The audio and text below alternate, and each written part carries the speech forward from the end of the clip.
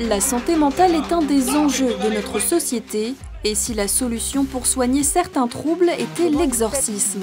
Le père Éric Botalico est prêtre exorciste, il pratique des séances de désenvoûtement et d'exorcisme. Je suis comme un chirurgien.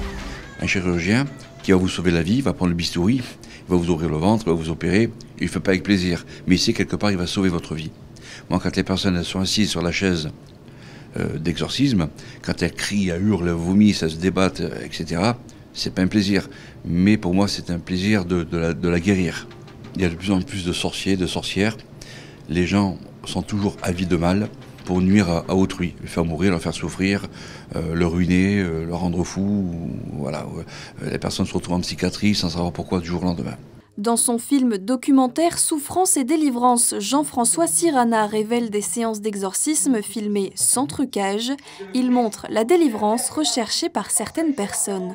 Les personnes qui sont venues, c'est à la suite de maladies successives, de cancer entre autres, pour un qui n'arrêtait pas des problèmes qui s'accumulent au niveau de la société, au niveau du familial, alors que tout devrait rouler, mais non, il y a toujours le petit grain de sable qui vient gêner. Il faut savoir qu'à la base, moi, quand on me parlait d'exorcisme, j'y croyais pas du tout. Quand le prêtre commence ses séances d'exorcisme, la personne est attachée, évidemment, il commence à faire son rituel.